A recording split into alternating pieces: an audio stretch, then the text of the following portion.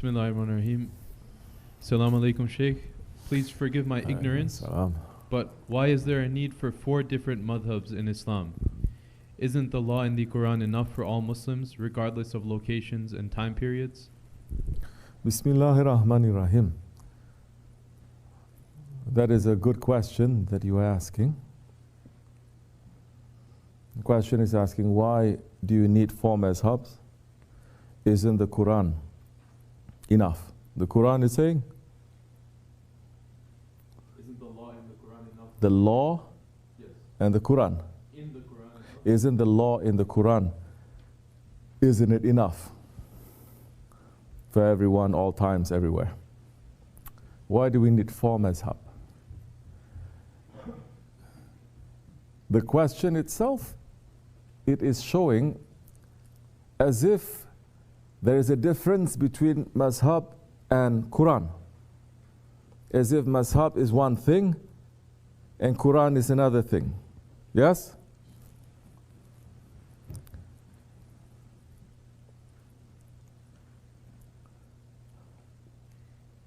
What is mazhab? Before we get into what is mazhab, let's look at what is Quran. Quran. Did Quran come down as a book like today when we talk about Quran, we take the Quran and we open and we read, right? Did the Quran come down as a book from the sky to all the Sahabis? No. The Quran came to who? The Prophet ﷺ. When the Quran came to the Prophet ﷺ, he was reciting it, and after 23 years, the whole Quran was complete. Yes? The last ayat came. It was complete. And so many Sahabis, they were memorizing everything, and the order of everything, memorizing it. Prophet was there, ﷺ. Were the Sahabis going to the Quran to take guidance from the Quran? To take the laws from the Quran? Or were they taking it from the Prophet? For whom the Quran came to? Which one? Understand, Sahabis, now they have the Quran, or they memorize the Quran. Did they ever not consult with the Prophet when he was there? No, of course not, because they are companions. Because they know Quran came to the Prophet. If Allah wanted, He could have sent the Quran to everyone, but He didn't. The divine protocol is every book came with the Prophet. The Prophet is explaining it. The Prophet is explaining it. So the Sahabi Kiram at that time, they were following whose mazhab? Mazhab means a school. Whose mazhab? The Prophet's mazhab. Because he was the one. And he was taking from the Quran. And he did not say, now that you have the Quran, no need to follow me. I mean, it doesn't fit into intelligence.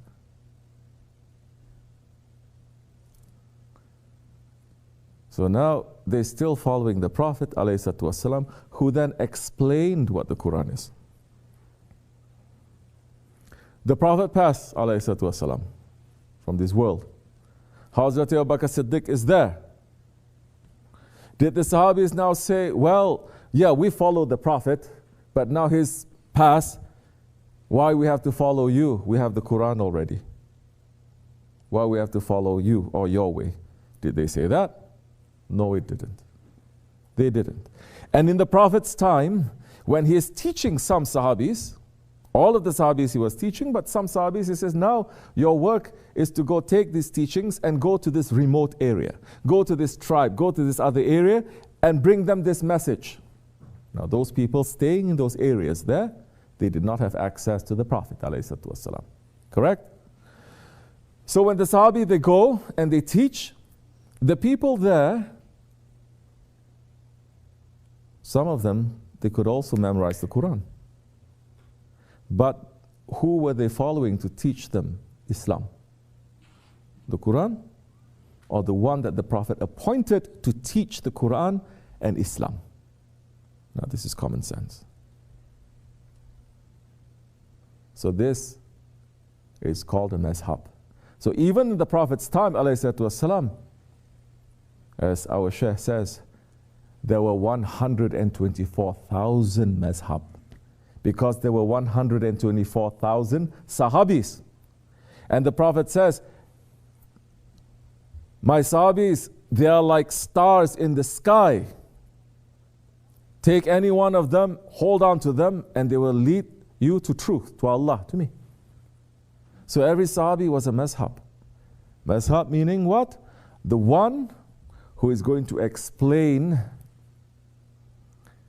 who is going to open up, who has the knowledge, and he has been appointed to teach.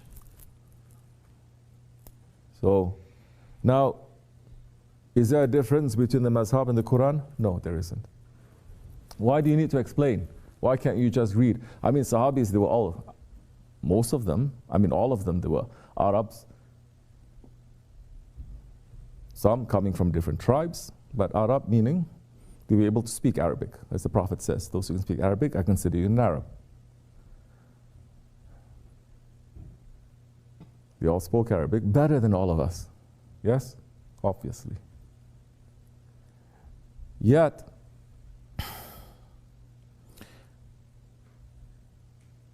they did not go directly to the Quran. None of them. And those who took the Quran directly, there are some people, and they're not following the Sahabis, or those ones who's been given the authority and the knowledge to teach the Quran. Those ones, for example, who says, we're praying only 3 times, because Quran is mentioning 3 times, and the Prophet prayed 5 times. Or those ones who say, we don't have to follow anyone, we only follow the Quran. The Sahabis themselves saying, declaring war on them. And saying, this is deviation, this is wrong, this is gunah. You have to follow the authority, the one who is going to explain. Because if you don't follow the ones who are going to explain to the Quran, who has been appointed, you are going to follow your ego. You're going to follow your shaitan. Then you're going to read the same Quran, but instead of going to Jannat, it's going to bring you to Jahannam. And that is an ayat.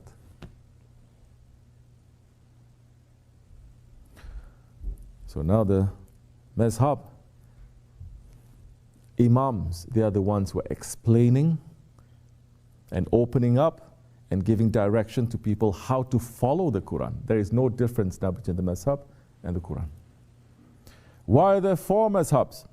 Because these are the 4 that is explaining everything, looking at everything, and they are the most knowledgeable ones. Before, there may be hundreds, but they become so knowledgeable, they become so strong, they become so popular. Understand, this religion, Islam, is not in the hands of scholars, is not the hand of any man. Allah is saying, I will protect this religion. So things as they move along with this religion, it is with the protection of Allah and His Prophet. So 4 mazhab imams, after a certain while, these are the teachings that appeal most to the people, make sense, that they're able to carry, so that a person is not going to have confusion when he reads the Quran.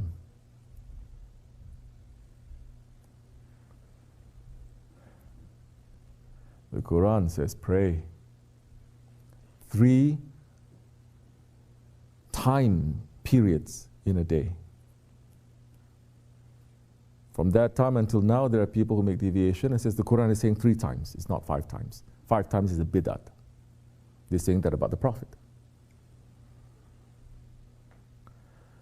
Then what do you read in your prayer? Quran is not saying, first you must say the Takbiratul Ihram, first you must make the niyat, Takbiratul Ihram, facing the Kaaba, reciting Fatiha, and Quran is saying that. This is simple example. Quran is not saying that. But who is taking this from the Quran that Allah has said to do? Who is doing this? It's not you or me. It is the one that the Quran says, follow that one, which is the Holy Prophet ﷺ. So the Mazhab Imams are those ones who takes the teachings of the Prophet ﷺ about the Quran. Because now the question is also not including the Hadith. You just say there's the Quran, Mazhab, and the laws in the Quran. But there is the Hadith. The Hadith is explaining the Quran. The Hadith is the explanations of the Prophet for 23 years explaining the Quran. You cannot take the Prophet out. You do that, you become like Yahudi. They say La ilaha illallah, but they're not following their prophets. Our shahadat is La ilaha illallah Muhammadur Rasulullah, and we are Ahli Sunnat, protecting the Sunnat, the practices of the Prophet ﷺ. So now the Mazhab Imams are those ones who like the Prophet, as the Prophet is also saying ﷺ, the scholars of my nation, they are my inheritors, alims. And these are the ones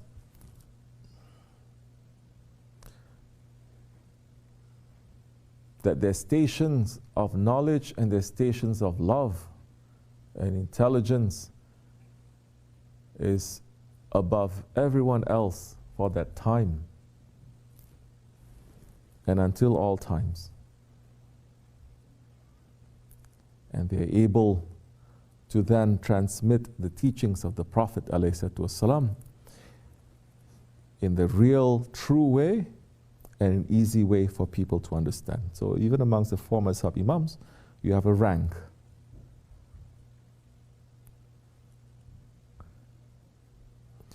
Don't make no mistake, because everyone is speaking in English these days. Don't make no mistake, this language is not neutral. Every word that we're using has a history, has a meaning. Sometimes the meaning deviates from the original meaning. Sometimes the meaning also takes from the original meaning, but it cannot translate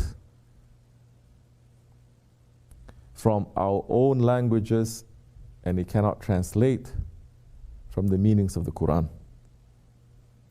Don't think that mazhabs are sects. You understand? When you say sect, like you have the Roman Catholics, you have the Orthodox, you have the Protestants and all, sect in the language is meaning sectors, sections, and they are, when you put religiously, religious sects means they are fighting with one another. They hate one another, they fight one, they want to finish one another. Don't make no mistake, that is not in Islam. When you talk about four mazhabs, these are not sects. These are like four highways. In a highway, and there are four, how you say? Lanes. Huh? Slain? Lanes. Lanes. In a highway, 4 lanes. Reaching to the same direction, but 4 lanes. If you want to go a little bit slow, and you want to make a detour, don't be in the left lane. Yes? You go to the right lane.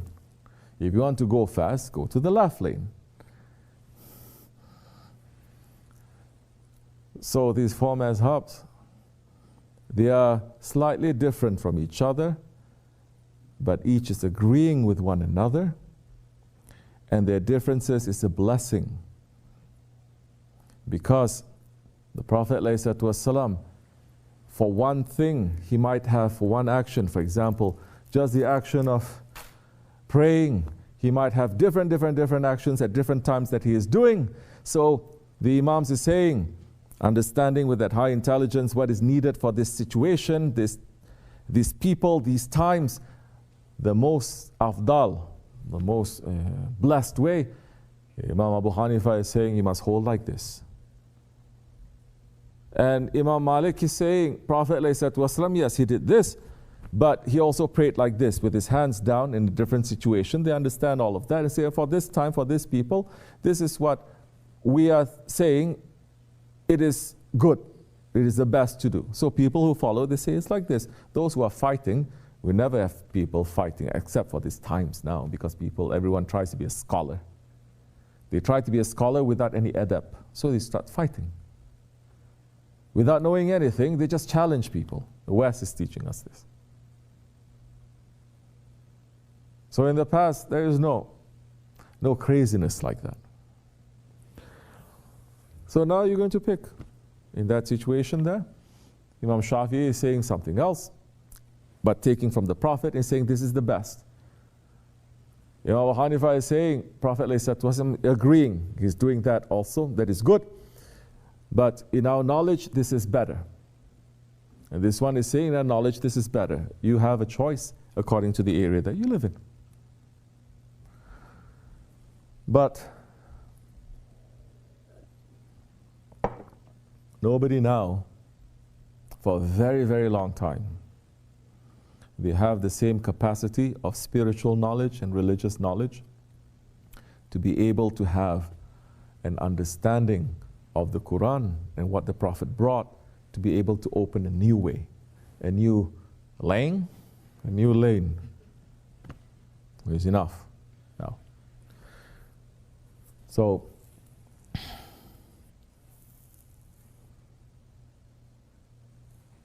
your question is a good question, but consider this.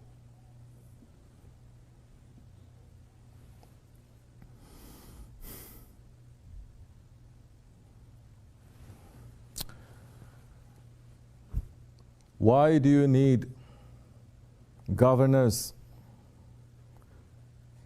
and high court judges and lawyers if the Constitution is there for us to learn the laws from? No person in the right mind says, in any country in the world, that says we don't need judges and administrators and lawyers and even policemen to tell us what the law is, because there is the Constitution. We go straight to the Constitution, and because everything in the country is derived from the Constitution, no? But nobody thinks like that. They say, of course we need. So, there is safety in that. The one without a mazhab will fall into error. And the first ones to deny the mazhab in the modern times, in the 1700s, are the Wahhabis. May Allah protect us. Assalamu alaikum.